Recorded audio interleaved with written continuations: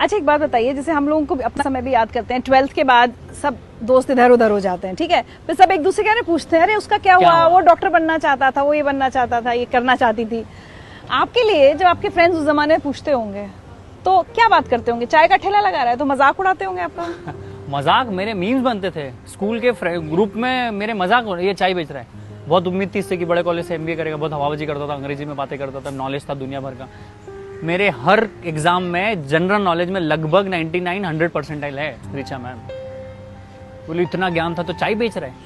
क्योंकि एक चीज आप याद रखो रिचा मैम, मैंने चाय से चालू किया, इसका ये मतलब नहीं कि मैं 4 साल भी चाय पे रहूंगा। मैंने चालू चाय से किया है, पहुंचूंगा कहीं आपको पता नहीं, क्योंकि मेरे मगज के अंदर क्या विजन है आपको थोड़ी पता है। ना आपके माँ बाप को पता है, ना आपकी वाइफ को पता है, ना आपके बच्चों को पता है, ना आपके रिश्तेदारों को पता है, ना आपके दोस्तों को पता है। वो तो आपको चाय वाला समझ रहे। मेरे अंदर तो आग थी, मेरे को तो इंप्रूवमेंट करना था। भाई आप एकदम से चेंज नहीं हो सकते। 1% अ डे भी अगर आप बेटर बने तो 3600% होता है साल के बाद कंपाउंडिंग। आज सीख लो कि चाय कैसे बनती है, कल सीख लो कपड़े अच्छे कैसे पहनते हैं, सिस्टम कैसे बनाना है, लोगों से बात कैसे करना। ये एक दिन का तो है। आप सोचो एक ही दिन के पैराडाइम शिफ्ट थोड़ी हो सकता, इट टेक्स टाइम।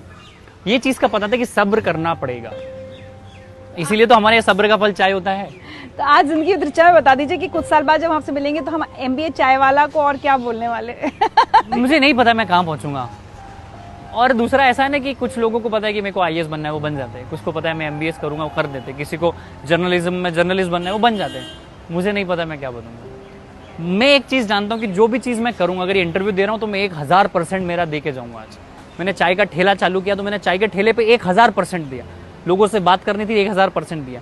हर काम को आप 1000% करो, आपको ही नहीं पता चलेगा कि आप कहाँ पहुंच जाओगे।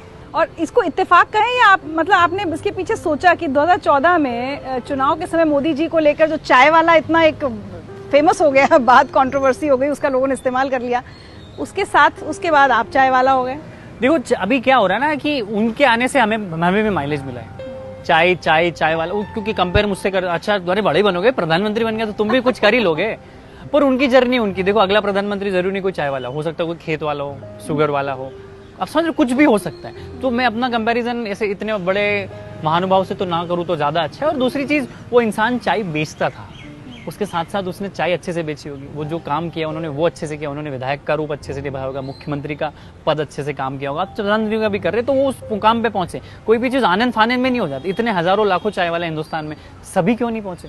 तो आपके कर्मों का बहुत बड़ा योगदान होता है आपके मुकाम कहाँ पहुंचोगे, क्योंकि आपकी कर्म ही आपकी किस्मत को डिफाइन करता है। क्या बात है। तो अब मैं अगर आज पूछूं कि आज की तारीख में एमबीए चाय वाला फाइनेंशियली या हर तरह से कितना बड़ा ब्रांड बन चुका है आपके टर्नओवर के हिसाब से? देखो हम लोगों का 4 से 5 करोड़ का टर्नओवर है, 50 लोगों का परिवार है, 35-40 ऑफिशियल है, कुछ लोग अनऑफिशियल है। उसके अलावा मैं वेडिंग्स करता हूँ, बड़ी बड़ी शादियों में जब चाय बनाता हूँ तो मैं इतना पैसा चार्ज करता हूँ एक दिन का, जितना शायद एक आईएएस की सैलरी होगी, उतना मैं एक सेलिब्रिटी चाय वाला के रूप में पैसा चार्ज करता हूँ। ये लोग हजम नहीं कर पाते।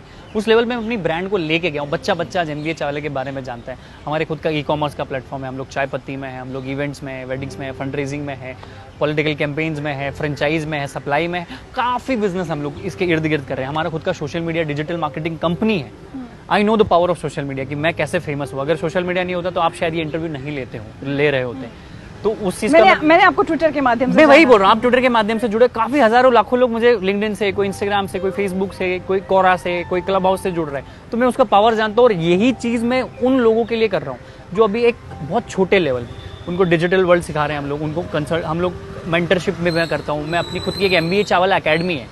अच्छा, एमबीए चावला अकेडमी में एंटरप्रेन्योरशिप सिखाता हूँ। आप समझो, आपका सलून है, हर सलून है, पर आपको नहीं पता आपका रोज का 5-7 हजार का धंधा हो रहा है, पर आपको ना कोई बताने आ रहा है, ना आप किसी से पूछने जा रहे हैं। मैं आपको बताऊंगा कि उस 5,000 के धंधे को कैसे 15,000, 20,000 पे ले जाना, कैसे छोटे छोटे चेंजेस करने जिससे आपकी लाइफ बदल जाएगी, कैसे आपको अपनी लाइफ डिसाइड करना। आपको किसने सिखाया ये सब? मैं तो सीखा ना, मेरे को किसी ने थोड़ी सिखाया। मैं रिचा मैम से 4 चीज सीखा कि बैठते हैं ऐसे। अब ये मैं अप्लाई कर लूंगा। मैं रिचा मैम को जानता हूँ कि इनके साथ 4 लोग, कैमरा ऐसे फिट होता है, मेरे को याद है कि कैमरा ऐसे फिट होता है। अब मुझे पता है कि अगली बार इंटरव्यू होगा तो ये 2 चीज 4 चीज लगेगी, ये चाय लगेगी। आप समझ रहे हो? You should observe everything. अगर आप ऑब्जर्वेशन करना सीख गए, life has been your teacher. Life has been teacher, and if you don't know, when you know you don't know, you have better chances of learning. जब आपको पता होता है कि आपको नहीं पता है तो आप सीख पाओगे।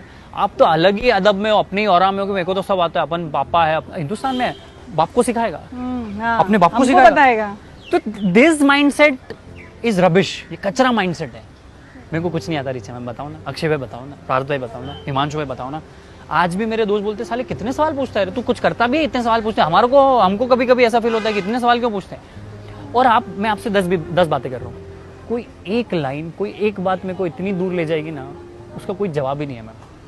भाई समुद्र है, हीरे की खोज करना है ना आपको, अगर खदान में से, तो खदान के बाकी चीजों को साइड, हीरे पे फोकस करो ना।